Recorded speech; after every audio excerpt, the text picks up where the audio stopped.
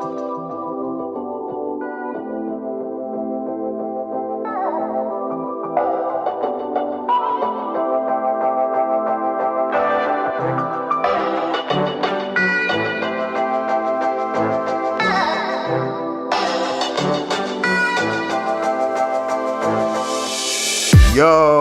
this is your boy James over at XpectoGO, bringing you guys the latest and greatest in Wizardry Night content. And today, we're here to give you guys a couple of tips and tricks concerning the Night Bus and overall wizarding challenges to help you guys get ready for Community Day and for future Night Bus sessions with friends or strangers. So, without further ado, let's dive right into the tips.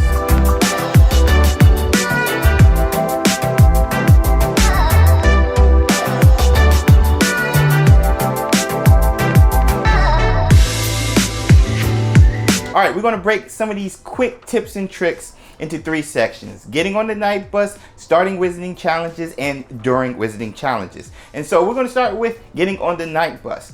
When you're going in and out of the Night Bus looking for your friends, be sure to force close the app after 1 or 2 minutes after a couple of tries. This is going to increase your chances of finding your friends. And even if that's not working, if you have to force close 4 or even 5 times, try restarting your phone, turning it back on, and starting the process all over again. Once you're on the Night Bus and you start beaconing, make sure you leave your specific chamber once it gets full. Your friends will not be able to see you in that chamber. They will not be able to see that yellow medallion if the room or lobby is full. When beaconing, avoid ruins 1 and 5.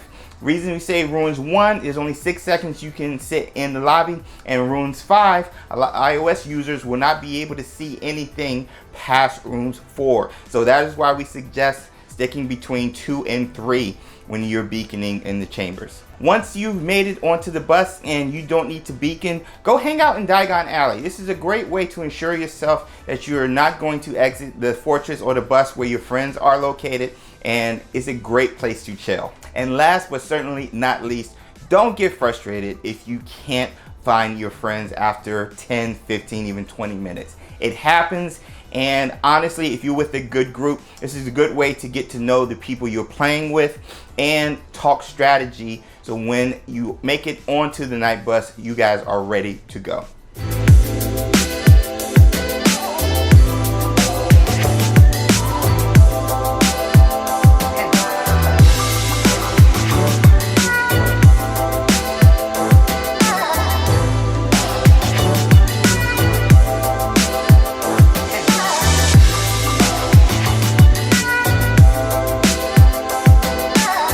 Alright, now, once you've gotten on the Night Bus, your team, your squad is on the Night Bus, now we're going to talk about starting wizarding challenges. And one of the tips we have for you guys, or tricks, is you can access your Beautiful Brain Elixirs before you start wizarding challenges with your group. Just go into the vault at the top, go into Diagon Alley.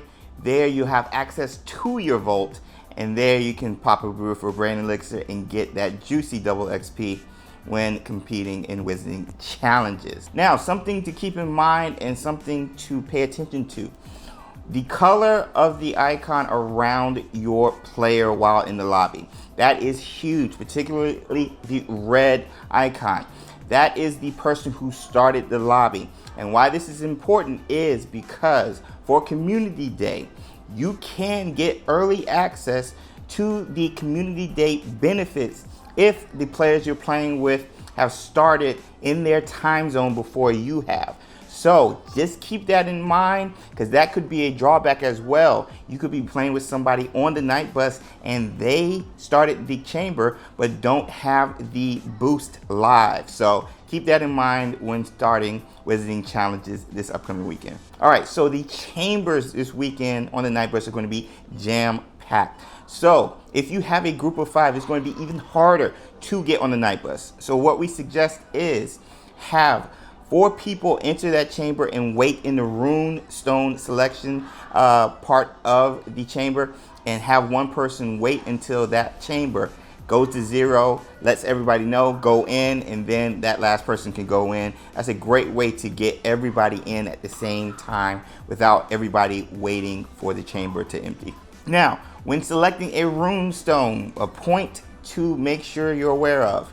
The higher the runestone, the more challenge XP you're going to get. And with the boosted challenge XP this weekend for Community Day, you want to use at least a 4 or 5 level runestone in your dark chambers. That is how you're going to get the most amount of challenge XP and overall spell books at the end of the day. Now, when you're waiting in your lobby, we talked about the colors and the icons and stuff.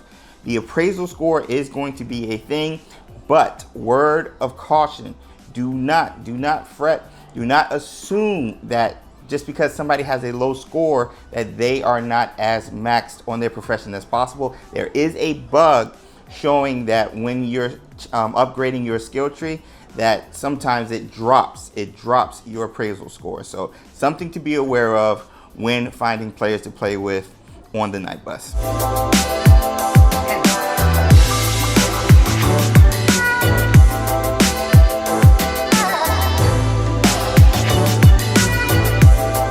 Yo, and last but certainly not least is tips and tricks during wizarding challenges.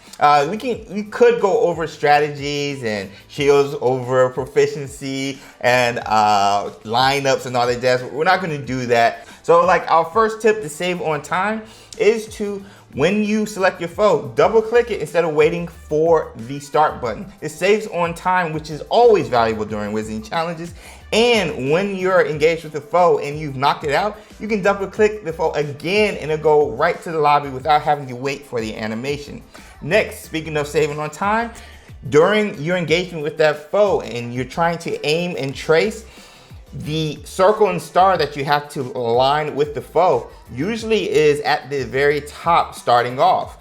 But if you put your finger on the tip of your wand that you're using against your foe, that star, that circle will start lower, which makes you trace and align faster than it would if it was at the very top. So that's another way to save time during wizarding challenges, which again is so valuable. Next up, when selecting your foes, especially early, pay attention to if they drop focus. You'll see a little swirl icon beside that foe, letting you know that, hey, once you knock out this foe, you'll be able to get some focus. And some foes will drop 1 or 2 focus, depend on the foe. So, yo, keep in mind, especially starting out, that is very clutch, especially when you're trying to play without potions. Getting focused early is so clutch. Also, the thing to pay attention to on the foes when selecting is if they are hexed.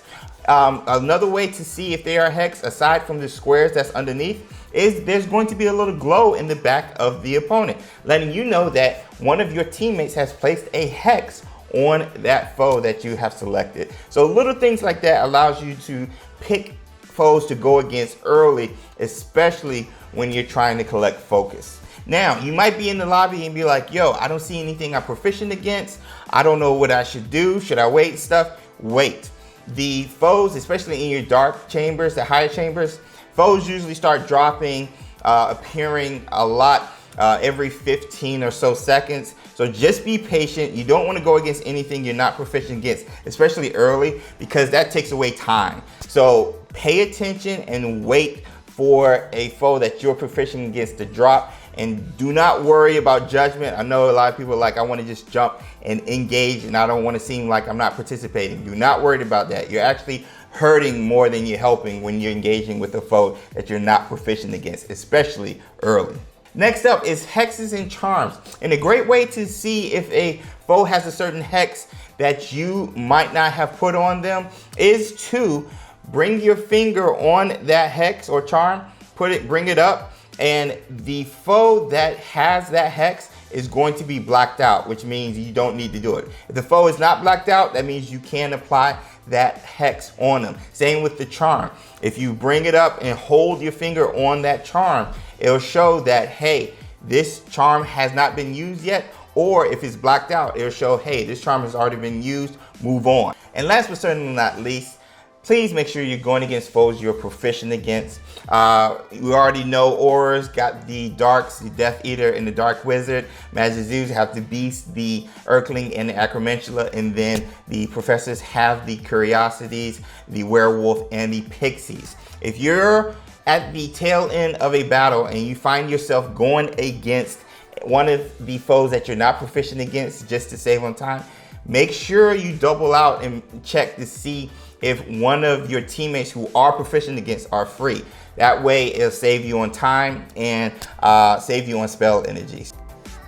But yo, that's going to be it. That is going to be it in regards to tips and tricks for the night bus and wizarding challenges. If you guys have any other, there are a ton other stuff that we could talk about. That would be a 2-hour video, but those are some of the basics I got from some awesome people in our Facebook group and in our Discord. Shout out to you guys for the suggestions, stuff that everybody should know when going into the night bus and wizarding challenges this upcoming Saturday for Community Day. So if you guys have any other stuff, yo, feel free, drop them in the comment section below. Let me know, and yo, let's talk some Harry Potter Wizards Unite. But yo, I am out.